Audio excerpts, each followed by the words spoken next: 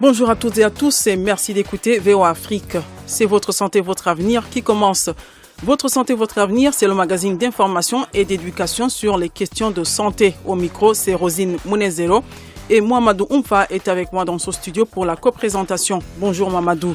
Bonjour Rosine, bonjour à tous et à toutes. Cette semaine, nous parlons des discriminations et stigmatisations des personnes vivant avec le VIH-Sida. C'est par exemple le cas en RDC où les préjugés sont tenaces. C'est ce que nous expliquera le docteur Olivier Walla. Il y a toujours des préjugés vis-à-vis des personnes qui vivent avec le VIH. C'est dans des milieux reculés où les gens ont encore des préjugés. Nous pensons que cela est lié aussi au degré d'éducation. Pour éviter ces cas de discrimination et de stigmatisation, les autorités congolaises ont voté des lois qui protègent les personnes vivant avec le VIH-Sida. Serge Tamundele. Nous avons la loi 08/011 du 14 juillet 2008 portant protection des droits des personnes vivant avec VIH et personnes affectées en République démocratique du Congo. Toutes vos rubriques habituelles seront au rendez-vous. Le docteur Amangenka répondra une fois encore aux questions des auditeurs. Mais tout de suite, commençons par l'actualité. Coup d'œil sur l'actualité. Comme d'habitude, pour parcourir l'actualité santé, nous recevons Firmin Koyaweda. Bonjour Firmin. Bonjour Rosine. Alors, la transmission du VIH-Sida de la mère à l'enfant, l'exemple qui nous vient du Sénégal. 78 enfants sont nés de mères séropositives sans être porteurs du virus. Oui, Rosine, c'est ce qu'ont révélé les responsables de l'hôpital principal de Dakar. C'était le 19 juin dernier lors de la visite de Michel Sidibé, directeur exécutif de l'ONU-SIDA. Selon le professeur Kadidiatou Bafal, chef du service des maladies infectieuses et tropicales de l'hôpital, les services de maternité et des maladies infectieuses ont suivi de 2000 à 2014 une cohorte de 83 patientes âgées entre 21 et 47 ans et vivant avec le virus. Elles ont donné naissance à 78 enfants sains. Pour parvenir à ces résultats, l'hôpital central de Dakar s'est appuyé sur une équipe multidisciplinaire constituée d'infectiologues, de gynécologues, de pédiatres, de biologistes et de pharmaciens. Et malgré ce résultat prometteur, des défis restent à relever pour parvenir à éliminer la transmission mère-enfant du VIH au Sénégal. Parmi ces défis figure l'hospitalisation des nouveau-nés qui est très chère, mais aussi le suivi difficile de ces enfants. Le professeur Kadidiatou Bafal a également lancé un appel à l'ONU-SIDA.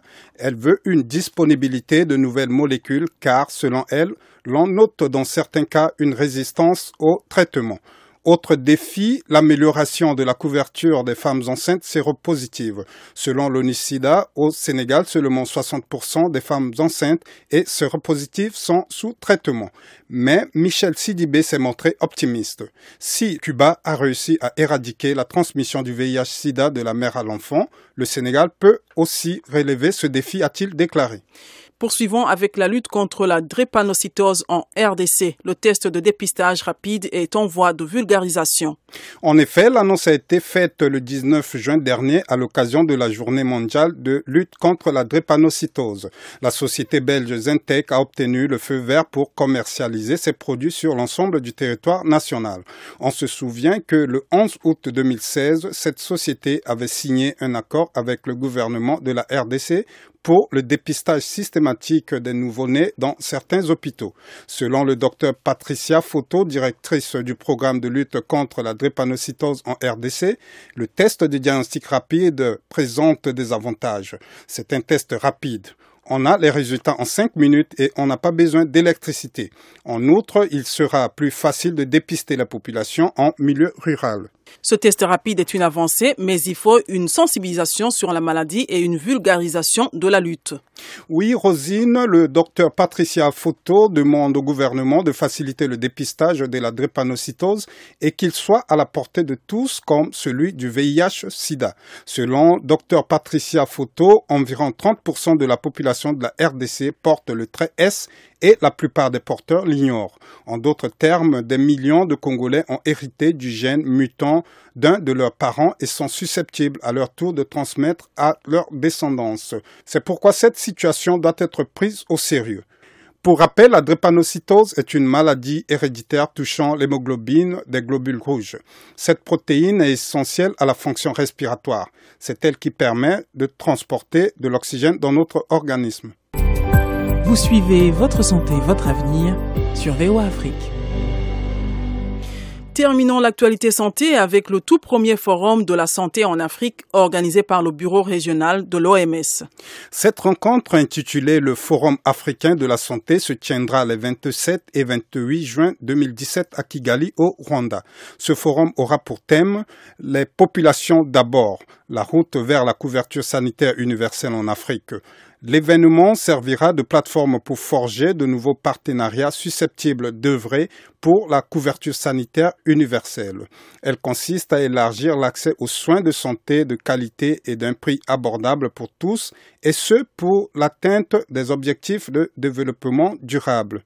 Selon le Dr Matshidiso Moeti, directrice générale de l'OMS pour l'Afrique, le forum constitue une occasion unique en son genre pour les partenaires. Et quels seront les sujets abordés lors de ce forum? Les thématiques qui seront couvertes lors des 2 jours de réunion concernent le financement de la santé, la sécurité sanitaire, la recherche pour la santé, l'innovation et les données, la couverture sanitaire universelle et le secteur privé en Afrique, l'infection à VIH et la montée de nouvelles menaces telles que les maladies non transmissibles. Des sessions spéciales seront aussi organisées sur la cybersanté et son rôle en Afrique et sur la santé des jeunes. Ce forum, dont la thématique centrale est la couverture sanitaire universelle, arrive à point nommé. En effet, c'était l'une des promesses du directeur général de l'OMS. Tedros Adhanom avait promis de travailler sans relâche pour concrétiser la promesse de garantir la couverture sanitaire universelle. Merci Firmin.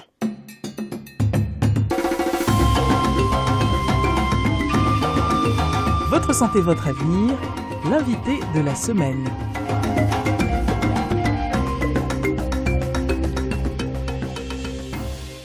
Les formes de discrimination et stigmatisation sont diverses. Exclusion des activités sociales, familiales et religieuses, difficulté d'accès au travail, mais aussi aux services d'éducation et de santé, l'auto-stigmatisation des personnes vivant avec le VIH, car elles ont honte d'elles-mêmes à cause de leur statut sérologique. C'est en tout cas ce qu'a démontré une enquête sur l'index de stigmatisation menée par l'UCOPLUS, l'Union congolaise des organisations de personnes vivant avec le VIH. L'enquête a été menée de septembre à novembre 2012. 1475 personnes vivant avec le VIH ont été interrogées sur l'ensemble du territoire congolais. Le docteur Olivier Walawala a fait partie de l'équipe de coordination de cette étude. Il est notre invité de la semaine. Selon lui, la discrimination a un effet négatif dans la lutte contre le VIH-Sida. Il nous explique comment et pourquoi. Mais tout d'abord, il nous parle des missions de l'UCOPLUS. L'UCOP a pour mission de pouvoir mener les plaidoyers afin de pouvoir améliorer les conditions de vie des personnes qui luttent pour le VIH en République démocratique du Congo. Personnellement, les personnes qui sont concernées au premier plan par le VIH.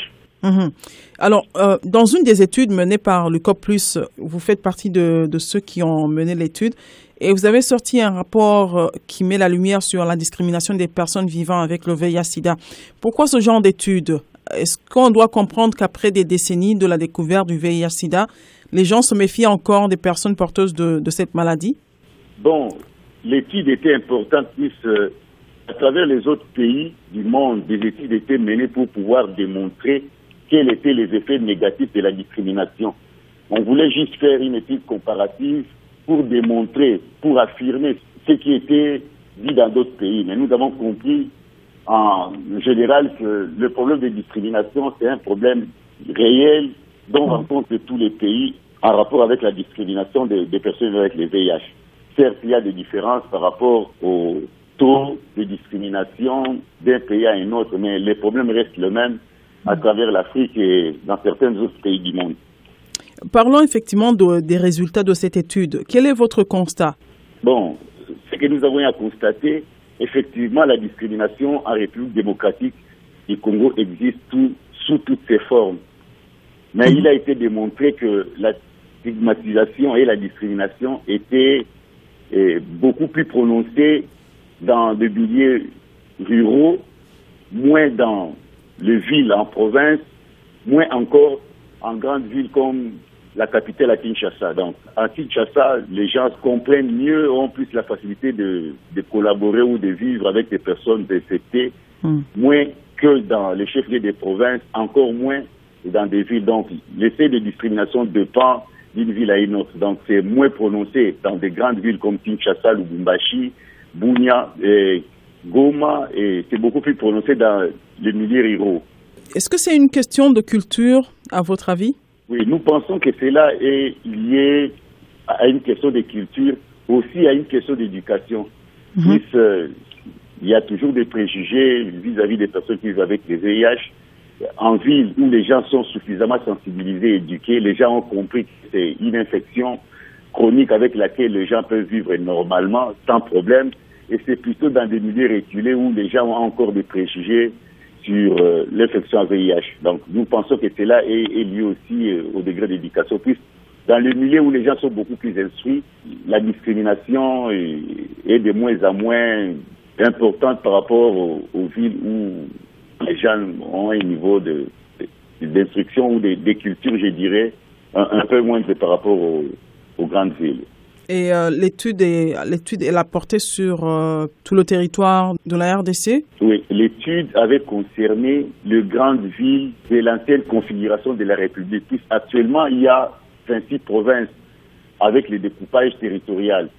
À l'époque, quand l'étude était menée en 2012, l'étude était menée que sur 10 provinces et ça n'avait concerné que le chef-lieu des provinces. Nous pouvons dire que ce que nous avions à l'époque comme résultat était une photographie ou un cliché de la perception que les gens avaient du VIH dans les grandes villes. Mais il était démontré que les gens qui venaient des milieux beaucoup plus reculés avaient une perception un peu différente de ceux qui vivaient en milieu urbain.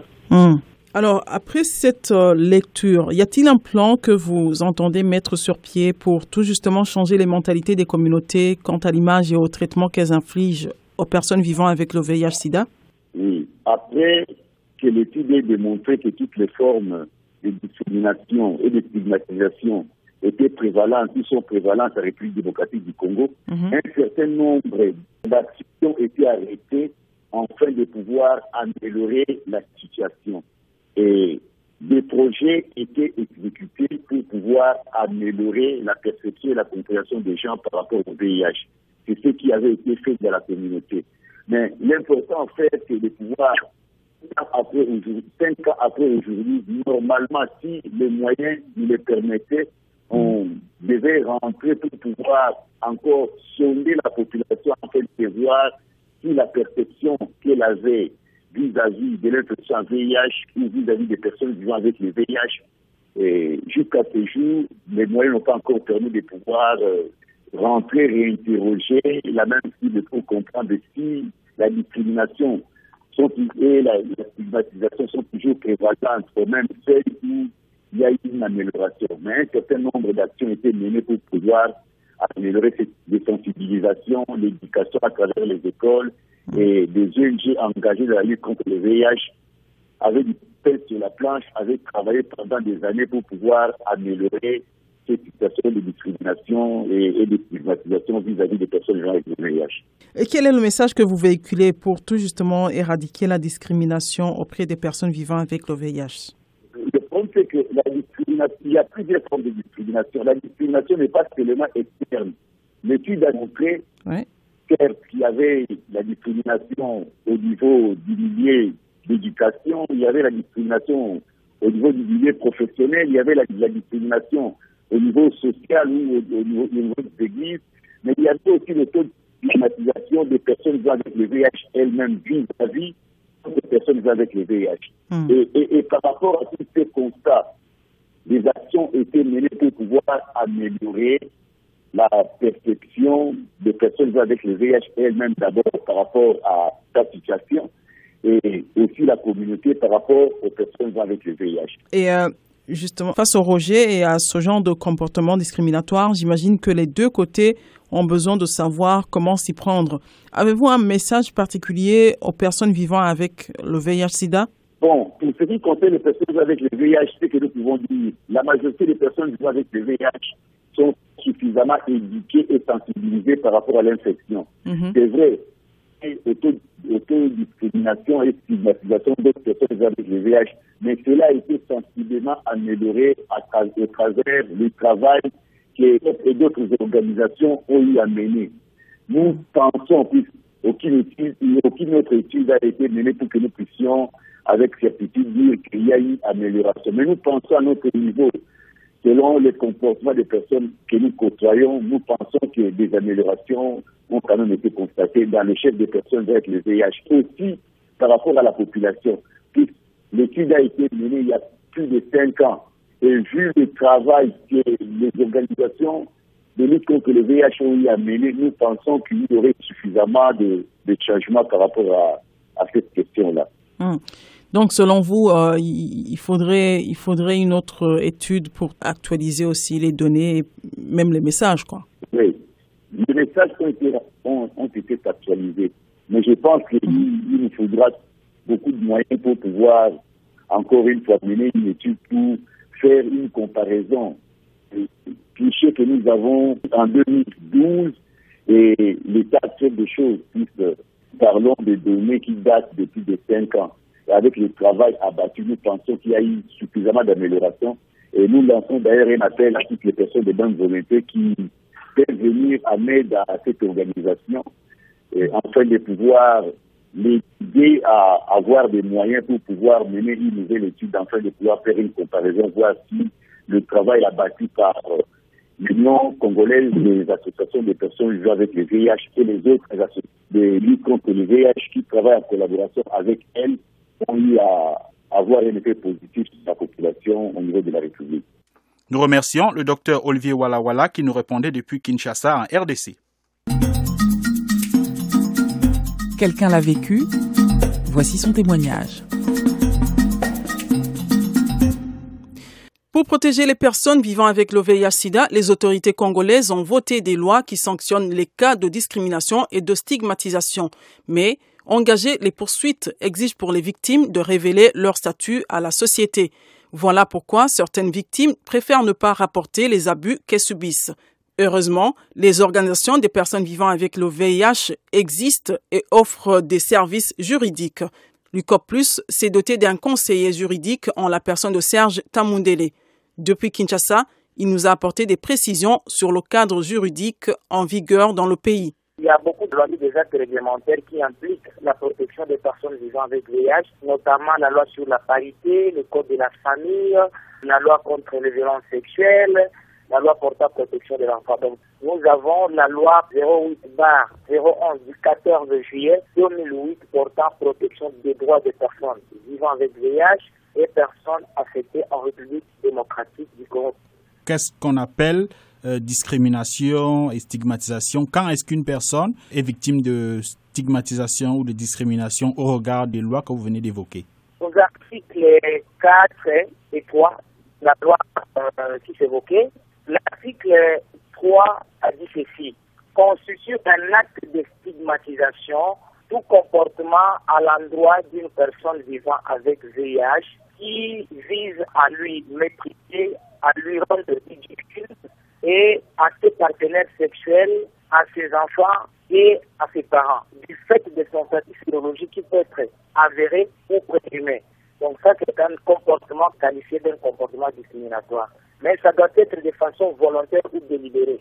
L'article 4 définit la discrimination étant un acte ou un traitement différent à une personne vivant avec VIH, à ses partenaires sexuels, à ses enfants ou à ses parents, du fait de son statut physiologique présumé ou avéré. Alors, ces lois existent et définissent clairement donc ce qu'on appelle discrimination et stigmatisation, mais l'accès à la justice elle-même est-elle facile pour les victimes? Il faut situer cet aspect à 2 niveaux ou à 2 dimensions. D'abord, la stigmatisation et la discrimination posent problème parce qu'une personne vivant avec VIH, s'il n'est pas dévoilé, il vit toujours en cachette ou il n'a pas encore brisé de silence, du fait de son statut, il y a un problème sérieux pour qu'il accède à la justice. Ça, c'est une dimension. Ce qui concerne l'accès à la justice par rapport aux frais, par essence, une personne vivant avec VIH a une faible capacité financière ou économique. Donc, ça pose un problème pour des frais en justice. La proximité, oui, parce que on peut se saisir au niveau de la police d'une situation XY relative à la stigmatisation et discrimination, au parquet directement de situation au niveau du tribunal. Mais il y a un problème de fait qu'il faut faire face. Donc ce sont des problèmes d'ordre pratique que les personnes vivant avec VIH rencontrent par rapport à l'accès à la justice. Mais de l'autre côté, il faut aussi noter qu'il y a un problème de l'information. La personne vivant avec VIH doit avoir l'information de ses droits par rapport à cette loi qui les protège. Comme on dit, le degré de la revendication peut dépendre du niveau de la connaissance ou de l'information que la personne a. Donc il y a un problème aussi de l'information de cette loi. Parlons concrètement des cas de stigmatisation. Vous qui êtes le conseiller juridique de l'UCOP+, est-ce que vous avez suivi des cas particuliers de victimes de discrimination? Est-ce que les gens se plaignent à votre niveau? Est-ce que vous avez enregistré des cas? Racontez-nous un peu votre expérience d'un point de vue pratique de victimes. Oui, c'est du jour au jour que nous recevons des cas de discrimination et stigmatisation. Ça existe d'abord au niveau même de famille, au niveau de l'église, au niveau de la communauté, du travail. Donc nous recevons des cas là de discrimination et stigmatisation. Là, l'expérience en est vraiment imminente du fait que même le partenaire, le conjoint, vous pouvez rencontrer par exemple des conjoints qui sont sérodiscordants. Il y a des cas que nous assistons d'abord. Mais il y a un préalable. Et le préalable, c'est l'accompagnement psychosocial. Comme je venais de dire, il y a un problème aussi de l'autostigmatisation de ces personnes vivant avec VIH. Donc, il faut préparer un accompagnement psychosocial pour préparer, pour qu'il soit conséquent au niveau de la justice. Et de l'autre côté, il y a un problème maintenant de cette assistance. Donc, des cas sont très nombreux. Pour la prise des ARV, même en milieu sanitaire, il y a des stigmatisations et discriminations à l'endroit des personnes vivant avec VIH qui rapportent au niveau de l'ICOP. Et tant l'ICOP est une structure aussi qui travaille avec un groupe thématique que nous appelons droits de VIH et MTI, les droits de l'homme, des avocats, des défenseurs judiciaires, des défenseurs des droits de l'homme, des prestataires de soins et tout le monde. Alors, est-ce que vous pouvez nous raconter, sans forcément citer les noms des protagonistes, un cas que vous avez suivi, un cas de discrimination ou de stigmatisation? Est-ce que vous pouvez nous raconter un cas précis, sans forcément citer les personnes que ça impliquait? Oui, dernièrement, nous avons eu un cas entre un bailleur qui a parlé très haut au vu de tout le monde qu'il ne faut pas prendre la bière chez la dame parce qu'elle est porteuse du virus du VIH. Et ça a été porté au niveau de l'ICOP.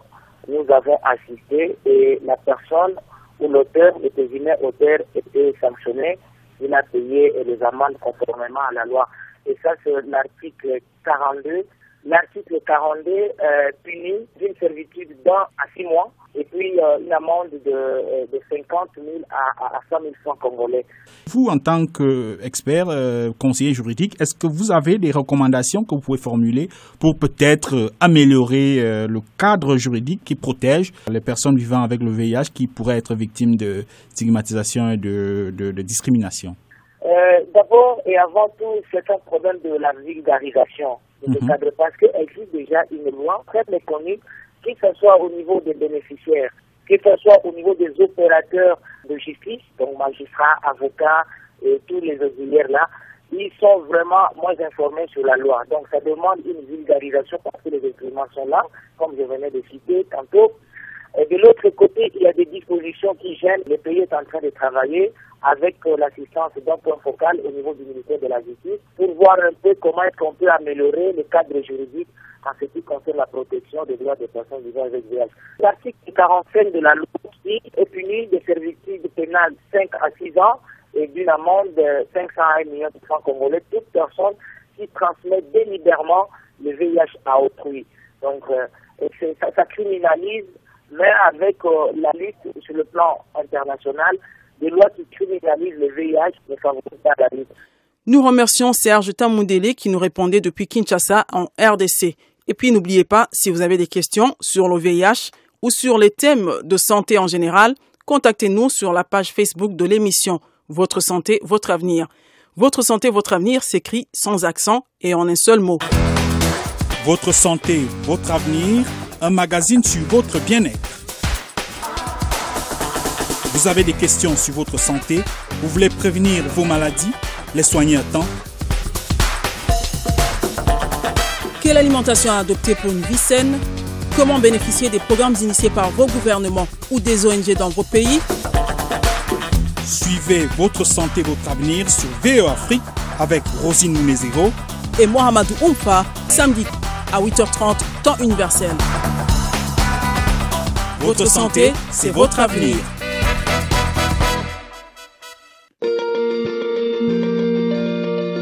Questions et commentaires, c'est maintenant. Chers auditeurs, un expert vous répond.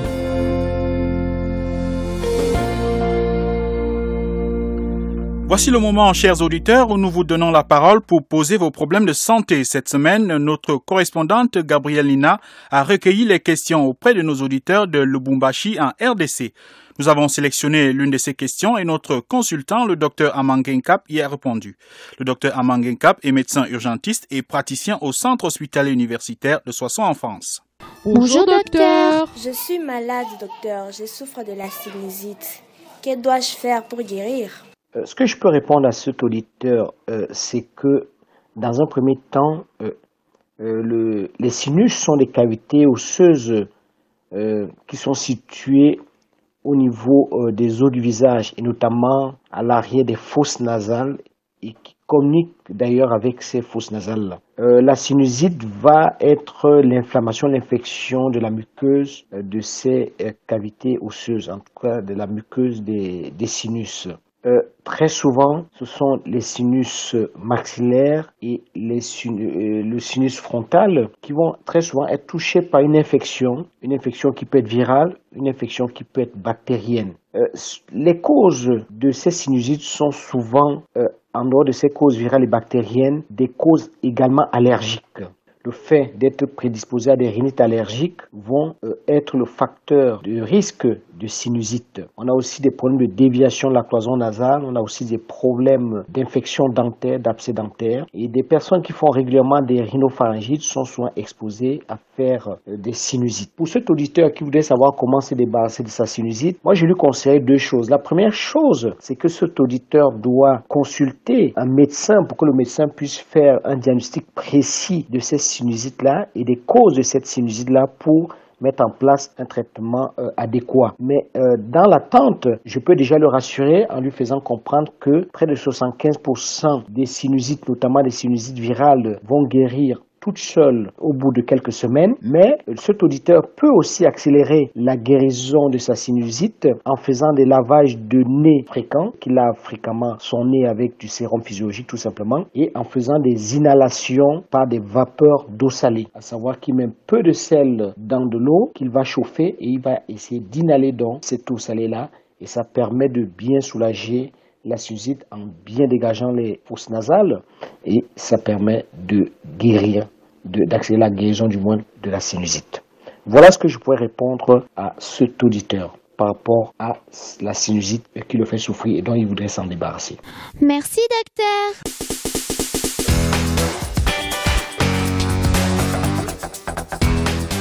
C'est ici que prend fin Votre santé, votre avenir. Cette édition a été consacrée aux discriminations et stigmatisations des personnes vivant avec le VIH-Sida en RDC. Pour en parler, nous avons reçu comme invité le docteur Olivier Oualawala. Il est membre de l'UCOP+, l'Union congolaise des organisations des personnes vivant avec le VIH-Sida en RDC. Il est aussi l'un des superviseurs de l'étude sur l'index de stigmatisation des personnes vivant avec le VIH dans ce pays. Avec lui, nous avons abordé les formes de discrimination et leurs conséquences sur la lutte contre la maladie. Nous avons également écouté Serge Tamundele, conseiller juridique de l'UCOP+. Avec lui, nous avons abordé les lois qui protègent les personnes vivant avec le VIH. Notre consultant, le docteur Amangenkap, a répondu aux questions des auditeurs. Nous leur disons tous merci. Merci aussi à Firmin Koyaweda qui était là comme d'habitude pour nous présenter les événements qui font l'actualité santé. Merci à notre correspondante Gabrielle Lina à Lubumbashi en RDC qui a recueilli les questions des auditeurs. Coral Stanley était à la console et Michel Joseph signe la réalisation de cette édition. À la présentation, vous étiez avec Mohamedou Oumfa et j'étais en compagnie de Rosine Munezero. Restez branchés au programme de VOA Afrique et n'oubliez surtout pas de prendre soin de votre santé car votre santé, c'est votre avenir. À la prochaine. C'était Votre santé, votre avenir, une production de VOA Afrique. Pour vos commentaires, vos questions ou vos témoignages, retrouvez-nous sur voaafrique.com ou sur notre page Facebook VOA Afrique.